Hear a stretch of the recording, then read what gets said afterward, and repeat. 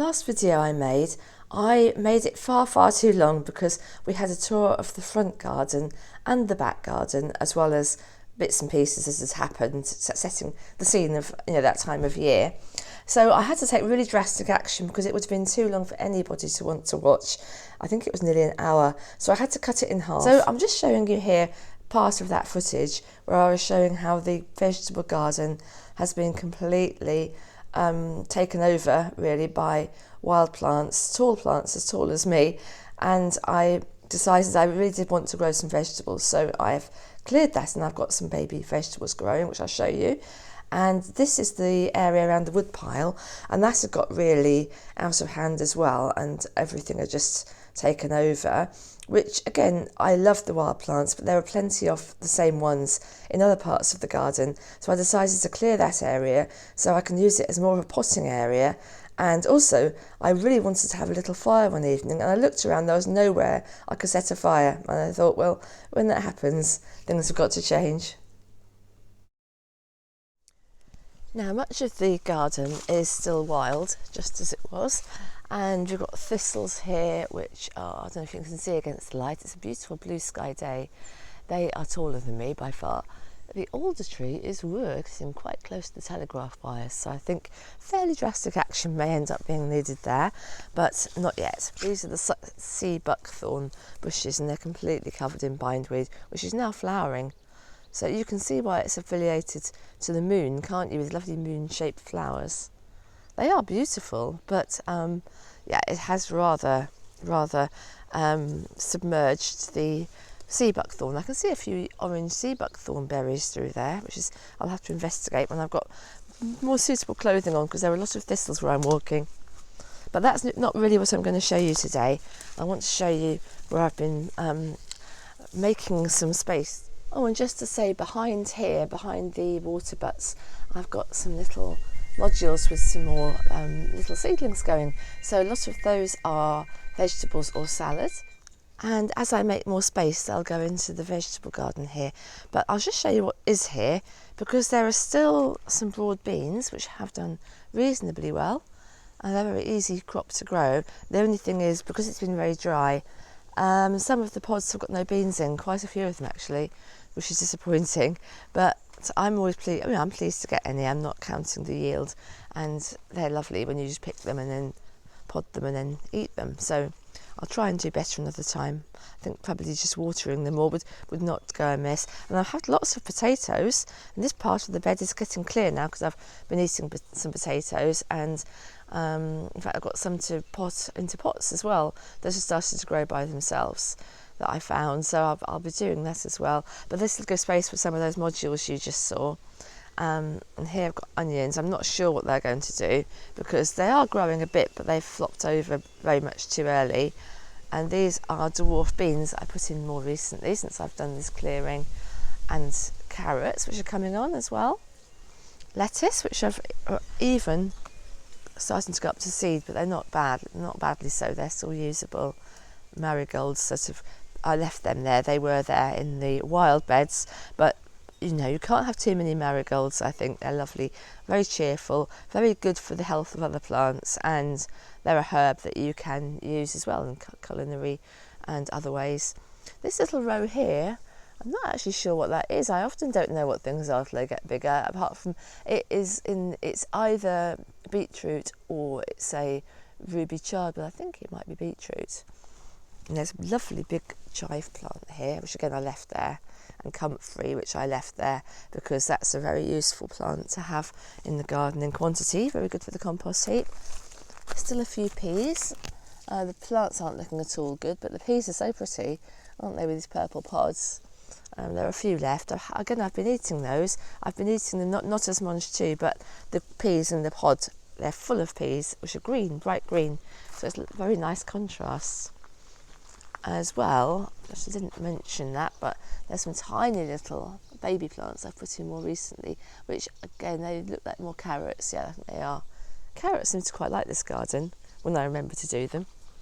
And over this side, I've got climbing beans, and I've just noticed actually for the first time, they're starting to set. Well, no, they have set, but they're starting to grow big enough. That one's big enough to eat. Look, it's a climbing borlotti bean.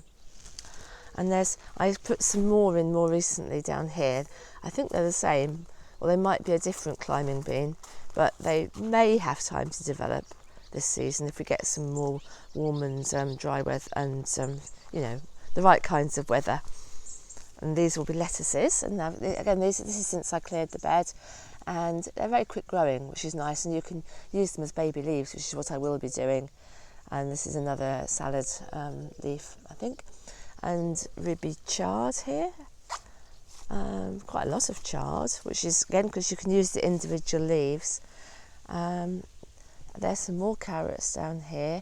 You can see where the rows are. There are little weeds in between, but I am keeping on top of them this time when I see where the rows are, and that will encourage the plants that I want. Lots of rainbow. Is this rainbow chard? Yes, it is, because you can see some of these stems are red, and if you look there, some of them are yellow. So that's quite pretty, and it's doing well. That was already there. It was just being choked by the other plants. And turnips were already there as well. Leaves look a bit manky, but if I look down here, you can see turnips. I should be eating those because they look as if they're ready. And another little row over there, which is coriander and radishes. So that's it. So the wild, I've just got stung by a stinging nettle, in fact. As you can see, is creeping right to the edges again, but it hasn't gone over the edges, which is really all I'm hoping for at this point in the season. Oh, I've just noticed on the elder, look, there's elderberries. Whether I'll get at them, I don't know if you can see against the light. Can you see? Just straight ahead, with all the shadows playing on, I can see elderberries. I can't, unless something changes, I can't get at them. But the birds will, they'll fly up to them, so that's really nice for them. And I'm sure I'll find elderberries somewhere else along the lanes. Now just quickly for completism, just show you the area I cleared. The wood chip pile is still there, but it's much smaller because I put more wood chip on the paths between the vegetable beds. And here, where you can see it was completely covered with plants, and also the wood was all scattered everywhere, it's been stacked. And I had to leave the hempegrimony because the butterflies just love it so much. It's usually, and I'm saying this when it's not because maybe it's just not their time of day, but normally it's completely covered in butterflies and I wouldn't have dreamed of moving it.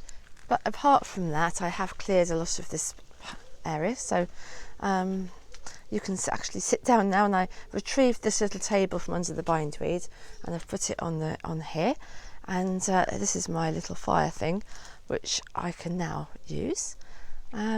Yeah, I'm really pleased with this. I cut back all the plants in this bed. Haven't kind of done anything else with the bed, but I've cut the plants right back so you can see the edging that I had put in some time back, which you haven't been able to see for a long time. And then on this side, I've just got my flower pots and some odd building materials I haven't been able to know what else to do with, and buckets and my little potting table. So I'm really pleased with that. Clear space.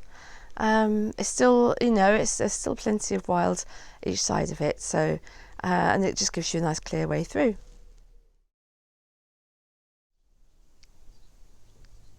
You may wonder why I'm showing you a shot of the gravel in the front yard, but I thought today, I've been thinking about doing this for a while, I thought I'd show you my collection of prehistoric flint tools that I found in this very gravel.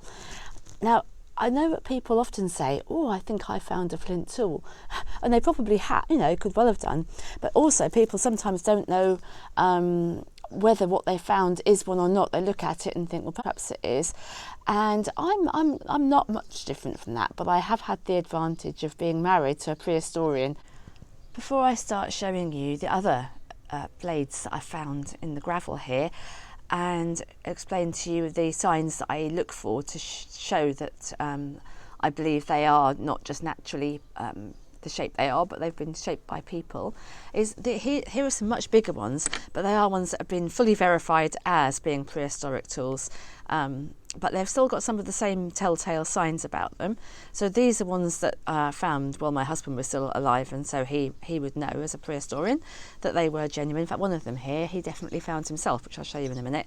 So they tend to have what they call a bulb of percussion here, which is the end where they've been struck, and even some of the little ones will have that clue about them. And again, you can see these facets on it, and you can just tell that it's been struck into the shape. And here's another one. This has probably got better, more clearer facets that go lengthways, as you can probably see as I move it around, and shaped at the bottom. On the back it's flat, and you've got this bulb of percussion here. So that's another one.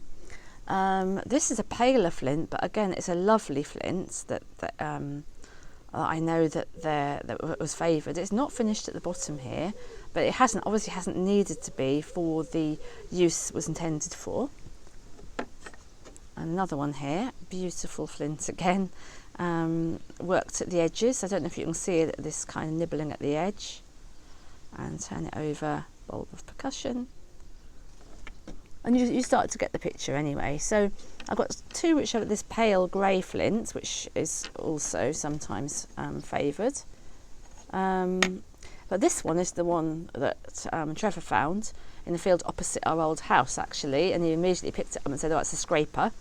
So it's a different shape altogether. It's a rounded one, but the working is around the edge here. I think you can probably see how that's been shaped quite definitely. And that's the back, flat back. Lovely stone, they just knew what they were doing.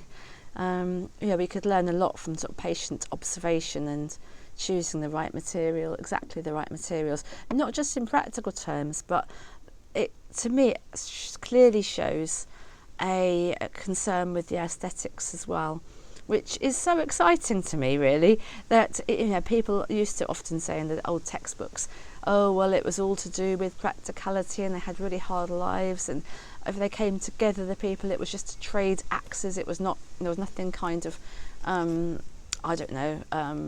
joyous or spiritual about it. But I can really see a kind of spiritual and a joy in beauty, which I think we can relate to.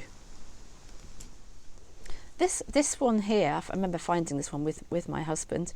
I've even put this one in a little packet and labelled it Saul, and I'll take it out in a minute to show you. But where I found it, we used to walk on a footpath behind the church, which was through a barrow field. Aerial photographs would show crop marks of, I think, 2 barrows in that field, and one of them, big huge ones, and a cursus, one of them the footpath actually took you through the middle of, and I found this just on the edge of that a barrow. Would have been a Bronze Age barrow, probably a round barrow.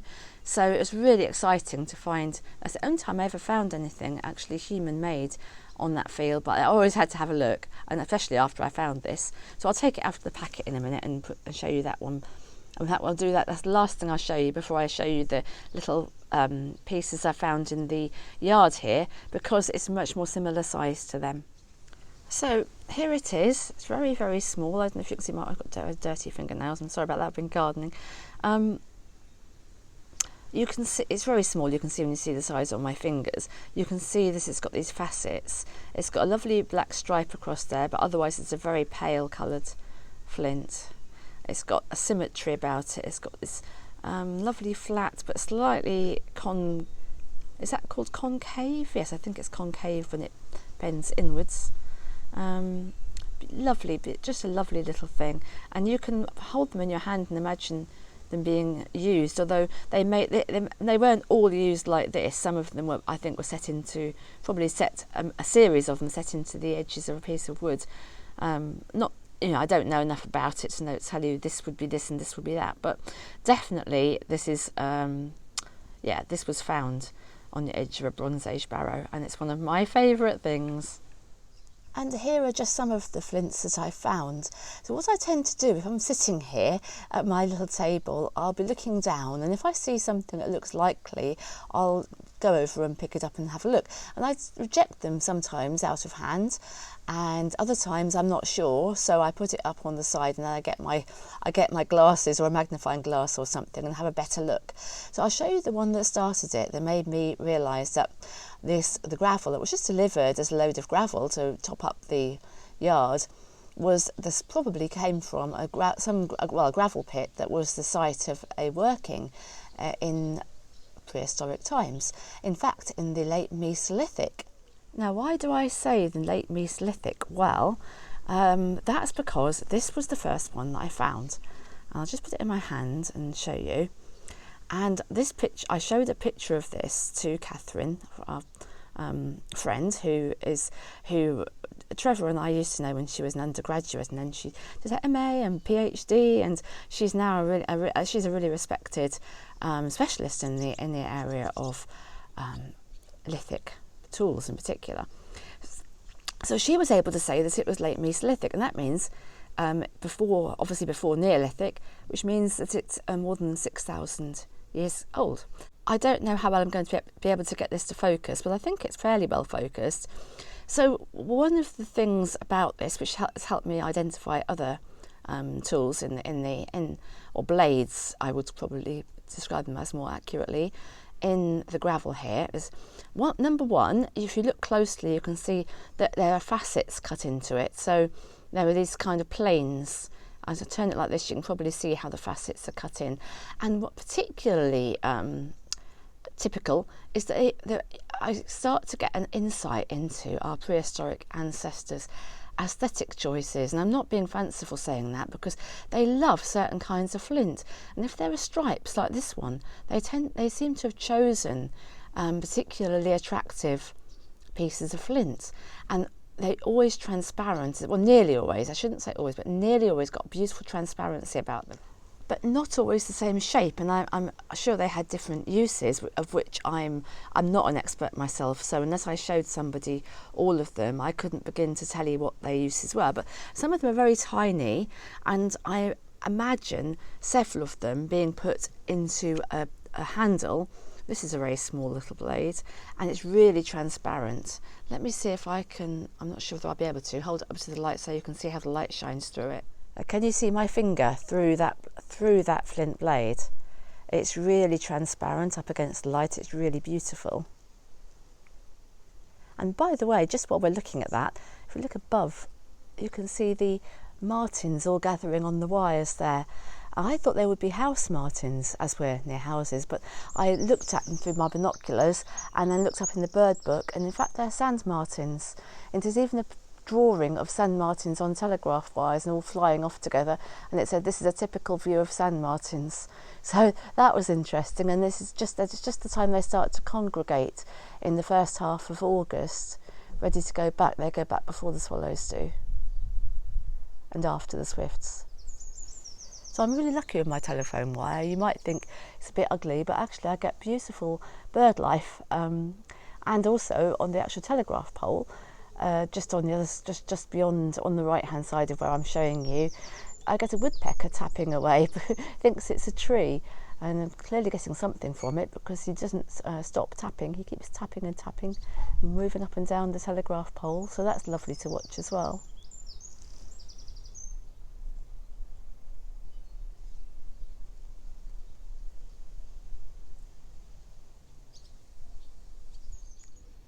But enough of martins and telegraph wires. Let's get back to what we were talking about, which was the flints. So as I said, I started to identify particular favourite kinds of flint. This is a particularly nice one. Again, you can really see the facets in this. Very often they're flat on the back, like that one is, completely flat, and they've got a dimension in the front, not very deep. Sometimes, this is where there's no absolute rule, sometimes they're much more three-dimensional than that, but I'm still convinced that they are like this one. It's a paler colour. They quite like this pale grey as well. You can see where they've actually been worked and chipped away at, and you can actually see little tiny chippings along the edges, which are clearly not accidental, so that really helps to identify them as definitely human-made as well. I think the very first thing I look for is this kind of flint, very attractive flint, and you look across the gravel and you just notice a piece and go and have a look. But the next thing I would look for is sort of symmetry, like something like that which is long. I would immediately suspect might well be a flint blade.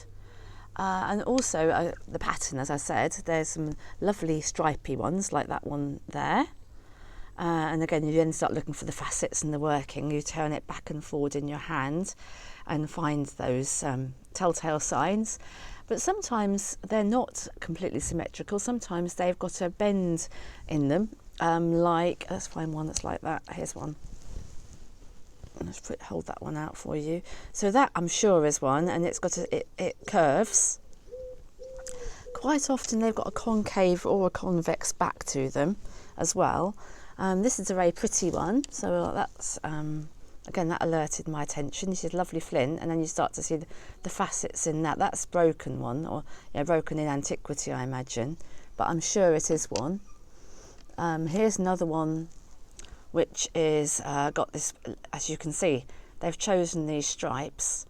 And you have to look closely. I mean, I can't necessarily show you every sign for everyone that's convinced me that it is real, but it's those things really. It's looking at for the workings down the side that basically sharpen it, symmetry often, and the facets particularly.